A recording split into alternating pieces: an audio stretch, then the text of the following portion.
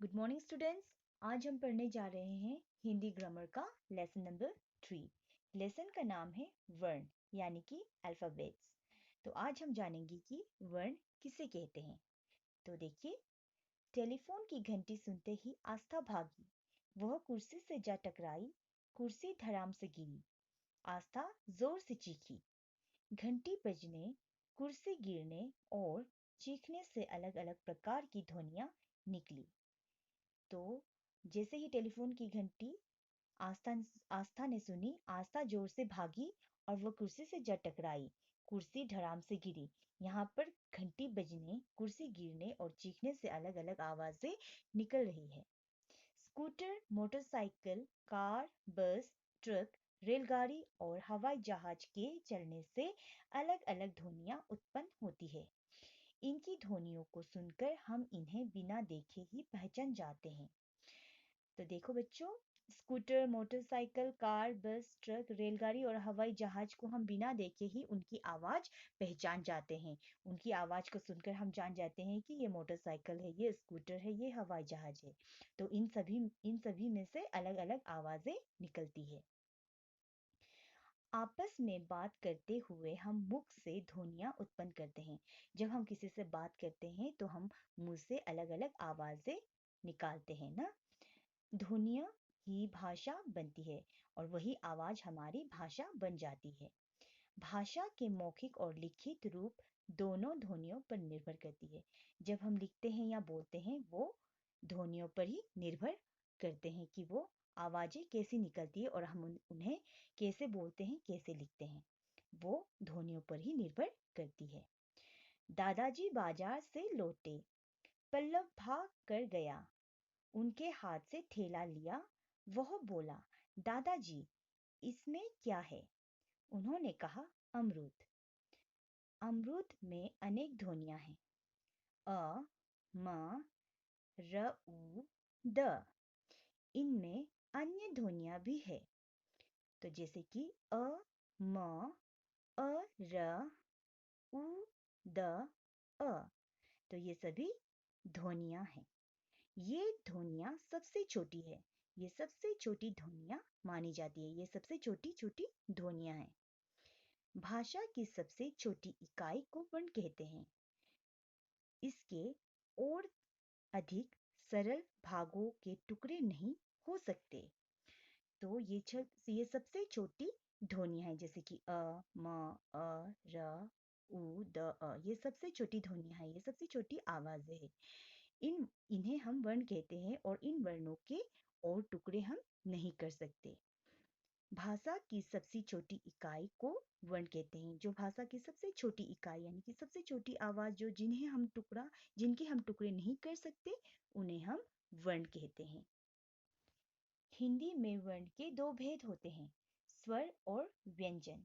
तो बच्चों, हिंदी में वर्ण के कितने भेद होते हैं? दो भेद होते हैं। पहला है स्वर वर्ण, दूसरा है व्यंजन वर्ण। तो आओ हम जानेंगे कि स्वर वर्ण क्या है। स्वर यानी कि वोवेल्स, जिन वर्णों को बिना किसी सहायता के बोला जा सके, उसे वर्ण कहते हैं। हिंदी में 11 स्वर है। हिंदी में कितने स्वर है? हिंदी में 11 स्वर होते हैं और ये है अ, आ, ई, उ, ऊ, री, ए, ऐ, ओ, औ। तो इन सभी को हम स्वर कहते हैं और ये संख्या में 11 होते हैं। व्यंजन यानी कि कॉन्सोनेंट। तो आओ हम जानेंगे कि व्यंजन किसे कहते हैं। जिन वर्णों को स्वर की सहायता के बिना बोला ना जा सके, उन्हें व्यंजन कहते हैं।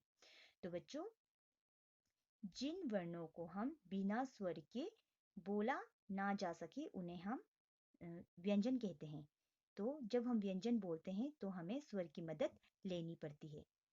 हिंदी में व्यंजनों की संख्या 35 है। हिंदी में कितने व्यंजन होते हैं? 35। तो देखिए, जब हम क बोलते हैं तो अंत में हम किसका उच्चारण करते हैं? अ शब्द का। क के साथ अ शब्द का उच्चारण होता है।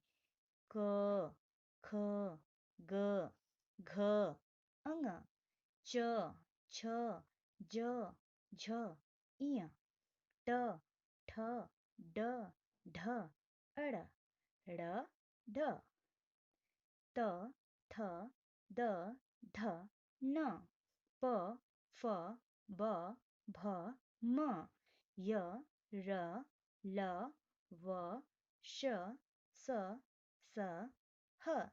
तो ये सभी वर्ण व्यंजन वर्ण कहलाते हैं। और जब हम इन्हें बोलते हैं तब हम स्वर वर्ण का उच्चारण करते हैं। श, त्र, ज्ञ और श संयुक्त व्यंजन हैं, तो ये सभी संयुक्त व्यंजन कहलाते हैं। ज और फ का प्रयोग हिंदी में प्रयोग किए जा रहे उर्दू तथा अंग्रेजी शब्द में होता है। ज और फ का प्रयोग हम उर्दू शब्द या अंग्रेजी शब्द में करते हैं। इस प्रकार हिंदी में कुल वर्णों की संख्या 52 है, यानी कि 52 है। आइए यहाँ पर देखिए, सभी स्वर और व्यंजन मिलकर वर्णमाला बनते हैं। स्वर वर्ण और व्यंजन वर्ण, इन सभी वर्णों को मिलाकर हम इन्हें वर्णमाला कहते हैं। वर्णों के समूह को वर्णमाला कहते हैं। तो देखिए, ये सभी स्वर वर्ण हैं और यह सभी व्यंजन वर्ण हैं। इन दोनों वर्णों को मिलाकर हम वर्णमाला कहते हैं। आओ दोहराइए। तो आप मेरे पीछे पीछे बोलिए। भाषा की सबसे छोटी इकाई वर्ण है। वर्ण दो प्रकार के हैं, स्वर और व्यंजन। स्वर कुल 11 है, यानी कि 11 है। व्यंजनों की कुल संख्या 41 है, यानी कि 41 है। हिंदी वर्णमाला में कुल 52 वर्ण होते हैं, यानी कि 52 वर्ण होते हैं। स, त्र, ज्ञ और श संयुक्त व्यंजन है।